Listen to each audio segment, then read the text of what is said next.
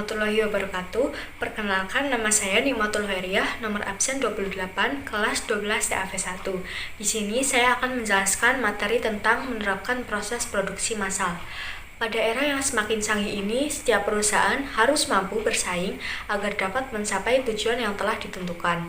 Dalam mencapai tujuan tersebut, setiap perusahaan harus memiliki strategi dan cara tersendiri. Salah satu cara yang paling umum dilakukan oleh setiap perusahaan dalam mencapai tujuan adalah melakukan produksi massal. Yang pertama ada hakikat produksi massal. Produksi merupakan upaya yang dilakukan dengan cara menambah nilai guna suatu benda atau suatu produk. Tidak hanya menambah nilai guna, tetapi juga dapat menciptakan suatu produk yang baru sehingga lebih bermanfaat dalam memenuhi kebutuhan.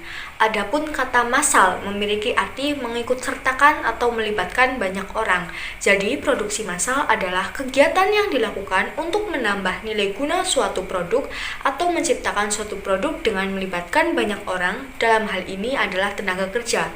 Produksi massal juga dikenal sebagai aliran produksi atau produksi terus-menerus. Dalam hal ini, sistem produksi tersebut dilakukan dalam jumlah besar dari produk yang standar, terutama pada lini perakitan. Ciri-ciri produksi massal. Ciri-ciri produksi massal meliputi produk yang dihasilkan dalam jumlah besar, biaya per unit rendah, bertujuan untuk menguasai pasar, dijual di pasar bebas. Hampir tidak ada variasi produk dan harus ada stok untuk memenuhi kebutuhan saat masa tunggu. Apabila terjadi kelebihan produk atau overproduction, perusahaan akan memaksa pasar dengan melakukan promosi, diskon, hadiah, dan lain-lain. Hal ini dilakukan agar produk cepat terserap. Kelebihan dan kekurangan produksi massal. Adapun kelebihan dari produksi massal yaitu hemat waktu, efisiensi waktu, tingkat keakuratan yang tinggi, dan tingkat produksi yang cepat. Sedangkan kekurangannya yaitu tidak ada jaminan produk akan laris di pasaran, kurang beragamnya variasi produk, dan biaya mesin yang mahal. Kemudian yang B adalah perencanaan produksi massal.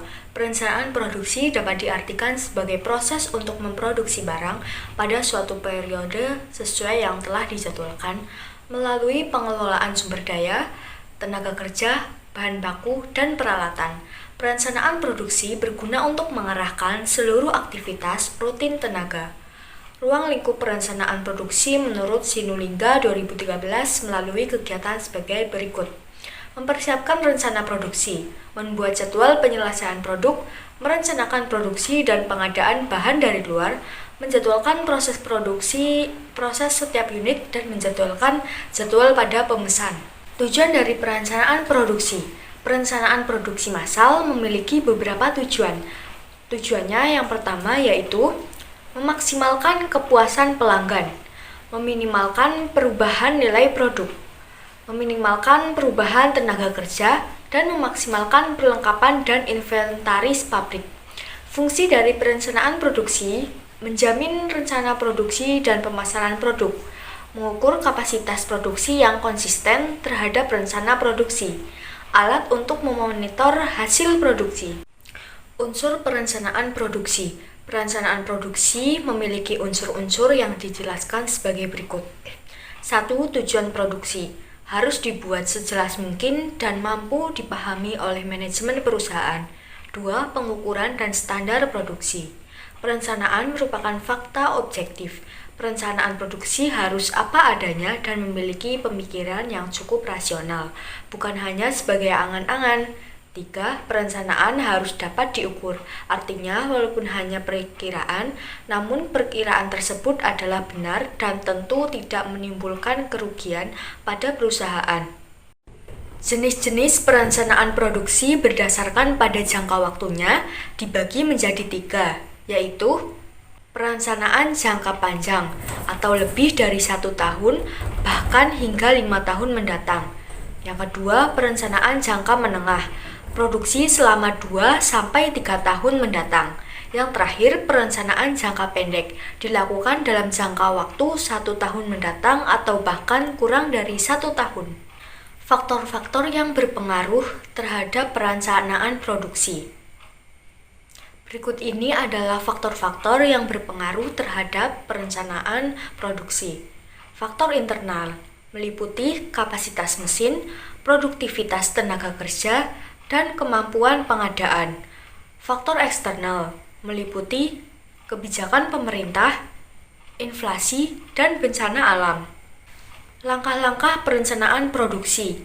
Adapun langkah-langkah perencanaan produksi dijelaskan sebagai berikut. 1. Penelitian dan pengembangan produk. Kedua, mencari gagasan dan seleksi produk. Ketiga, menyeleksi produk, yaitu tahapan untuk memilih gagasan-gagasan yang masuk atau yang terbaik berkaitan dengan pengembangan produk. Keempat, desain produk pendahuluan, yaitu perlu dibuat sebelum memutuskan desain produk yang sebenarnya. Yang kelima, pengujian. Yang keenam, desain akhir, dibuat apabila hasil pengujian produk layak dikembangkan.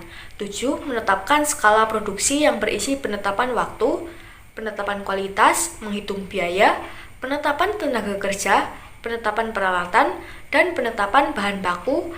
Tahapan skala produksi antara lain routing, scheduling, dispatching, dan follow up.